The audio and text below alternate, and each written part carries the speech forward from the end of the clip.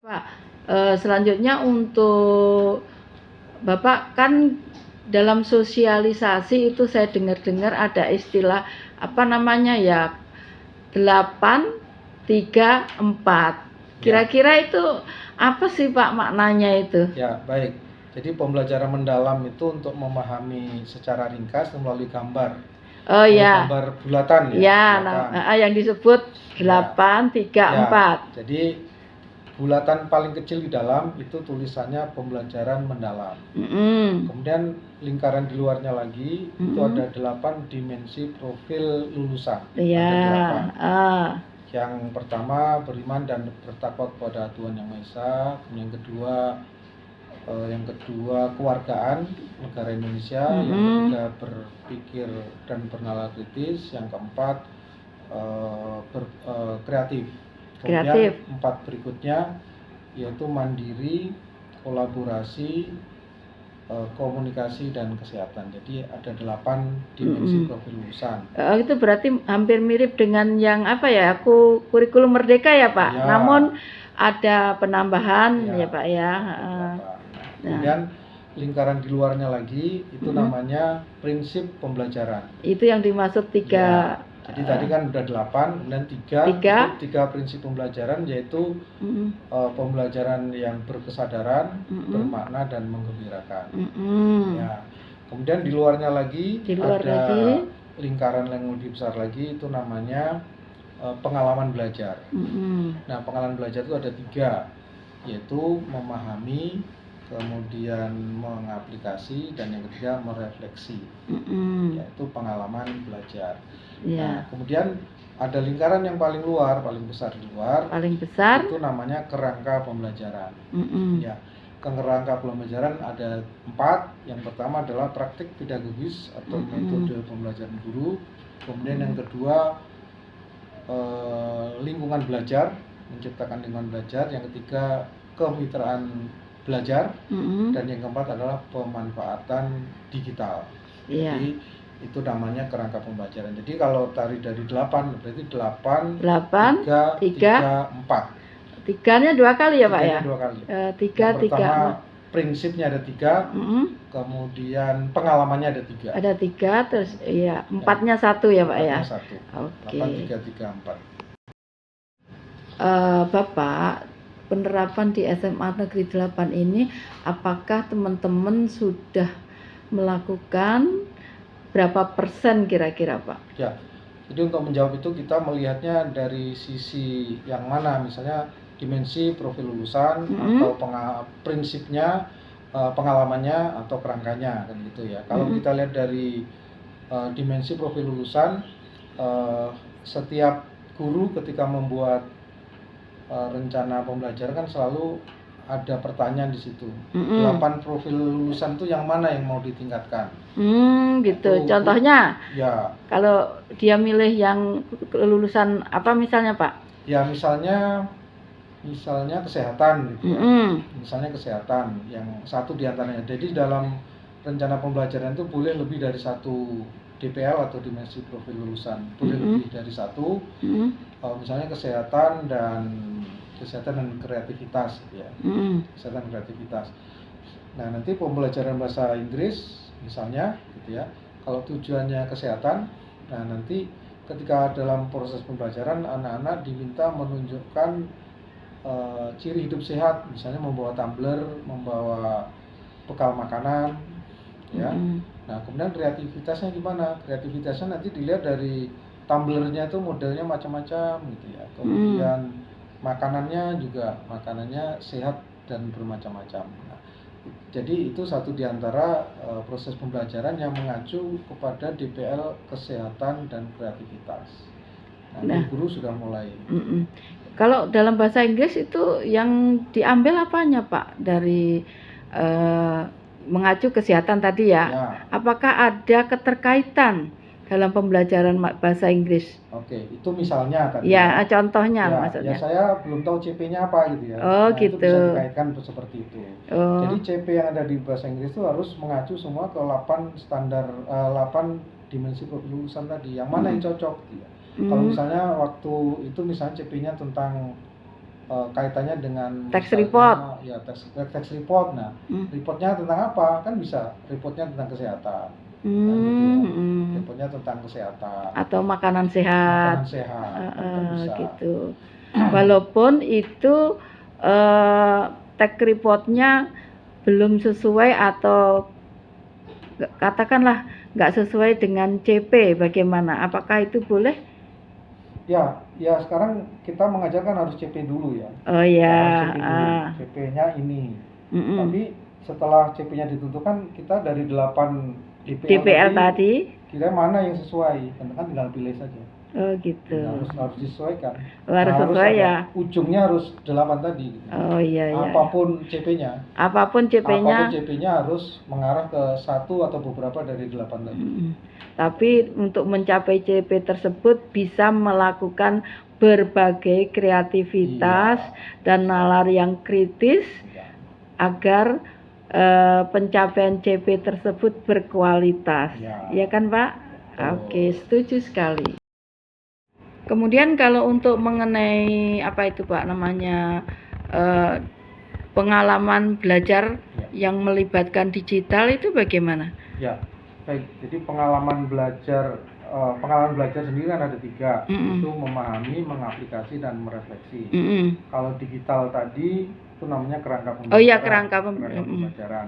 Nah tentu pemanfaatan digital itu bisa Menurut Bapak, prinsip pembelajaran sejauh ini teman-teman apakah sudah menerapkan prinsip tersebut? Ya, tepat sekali ya. Prinsip pembelajaran dimulai dari berkesadaran. Nah, awal berkesadaran ini yang kami sedang bangun. Mulai dari gurunya, termasuk ke anak-anaknya. Misalnya berkesadaran itu tandanya bahwa guru itu sadar bahwa tugasnya di sekolah itu mulai paling lambat 7.30. 7.30. Nah, kemudian nanti pulang pukul 16. Itu pertama harus sadar dengan itu. Nah, sehingga yang semula ada beberapa guru yang ada kadang-kadang terlambat dan orangnya itu aja. Nah, dengan pendekatan berbasis data itu bisa meningkatkan kesadaran mereka. Jadi apa itu berbasis data? Jadi setiap bulan kami minta teman-teman atau Bapak Ibu guru menandatangani rekap kehadiran datang dan pulang. Ya, rekap kehadiran datang pulang itu ditandatangani, bisa tandatangani. Nah, mereka akan tahu, oh saya terlambat 1 bulan berapa jam ya, ada jumlahnya itu. Biasanya ditandai dengan warna kuning ya. Kalau warna kuning berarti itu terlambat, warna yang tidak diharapkan gitu ya. Istilahnya ada terlambat semenit kah atau tidak datang. Oh gitu. Itu tercatat semua itu. Nah, dengan begitu mereka sadar loh, yang membuat angka ini kan bukan kepala sekolah, yang membuat mereka sendiri yang membuat itu. Iya, pelakunya ya. Mereka. Dengan begitu teman-teman semakin sedikit yang terlambat. Kalaupun ada terlambat itu biasanya karena sesuatu yang urgent, misalnya ada keluarga sakit atau anak sakit. Oh iya. Tapi walaupun mereka terlambat, mereka memberitahu kami. Nah, itu untuk guru-gurunya. Kemudian untuk anak-anak juga kami sudah mengharapkan kepada mereka untuk masalah kedatakan. Semakin lama semakin baik. Misalnya hari Senin yang lalu itu karena hujan, itu banyak sekali terlambat karena banjir di sana kemari ya, macet. Iya, macet ya. Tapi hari Senin sebelumnya yang biasanya puluhan anak terlambat hanya dua saja yang terlambat. Alhamdulillah, minimalis sudah ya.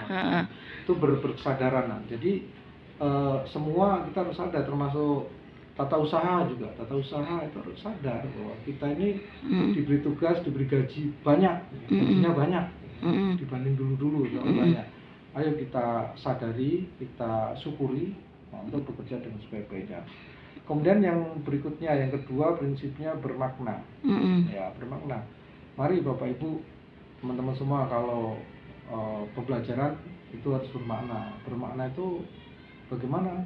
Ya, banyak bisa diterjemahkan. Misalnya, saya mendengar guru fisika, misalnya Pak Arif, itu mengaitkan bermakna itu misalnya pemanfaatan pemanfaatan hitungan pembayaran listrik di rumah.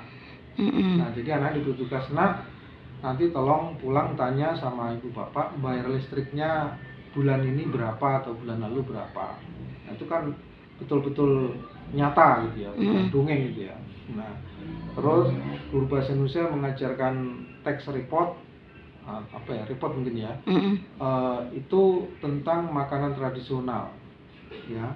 Anak-anak pertama diberitahu konsep tentang jenis-jenis tanaman.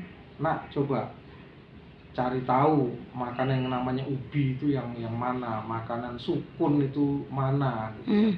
Ternyata menurut ibu guru bahasa Indonesia masih ada anak kita yang nggak tahu sukun itu apa. Bahkan misalnya tanaman ulin itu seperti apa dan seterusnya. Nah, ini kan mengajarkan ke mereka ke pembelajaran bermakna.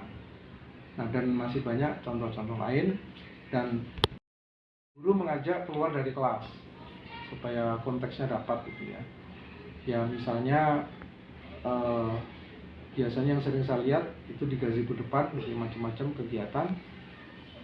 Misalnya guru seni mengajar musik, anak-anak diminta memanfaatkan bahan-bahan bekas, ada botol bekas, kemudian ada galon bekas. Nah, ternyata itu bisa bermakna, bisa dijadikan alat untuk belajar. Dan masih banyak lagi pembelajaran bermakna yang mulai diterapkan oleh anak-anak. Nah, yang ketiga prinsipnya adalah menyenangkan. Nah, secara umum guru sudah mulai memahami bahwa menggembirakan itu bukan melawak. Menggembirakan itu adalah datang ke kelas dengan sadar bahwa itu tugasnya, merencanakan kelasnya dengan sebaik-baiknya, kemudian berinteraksi baik dengan anak-anak. Nah, itu akan menjadi pembelajaran yang bisa menggembirakan. Nah, kemudian yang juga kami bahas waktu pelatihan atau pengingasan di guru-guru semua, tantangan yang perlu kami selesaikan segera adalah pemberian tugas di luar jam pelajaran. Nah, anak-anak, bahkan ada orang tua yang datang ke sini menyampaikan keluhan mereka bahwa ada guru-guru tertentu, dan itu jumlahnya sedikit ya, itu memberikan tugas belum terstruktur. Misalnya memberikan tugas di akhir pekan, dan guru itu bangga kalau memberikan tugas di akhir pekan supaya anak-anak tidak kesana kemari. Iya. Padahal itu kan menyiksa anak-anak gitu ya. Jadi akhirnya ada yang sadar, oh iya ya, kalau guru-guru itu ditantang, Bapak Ibu boleh sekolah memberi tugas kepada ibu di akhir pekan. Oh tidak Pak, tidak. Muridnya juga tidak mau. Nah, kalau begitu muridnya juga tidak mau, jangan diberi tugas murid di akhir pekan. Biarkan liburan ya, hari Minggu, iya. Nah, itu juga pola-pola pembelajaran menggembirakan itu yang perlu kami bangun terus-menerus ya, supaya pembebanan yang menurut guru itu menjadi guru bahagia. Itu tidak guru bahagia ngasih tugas, ya, murid menderita mengerjakan tugas. Nah, itu prinsip menggembirakan itulah sedang kami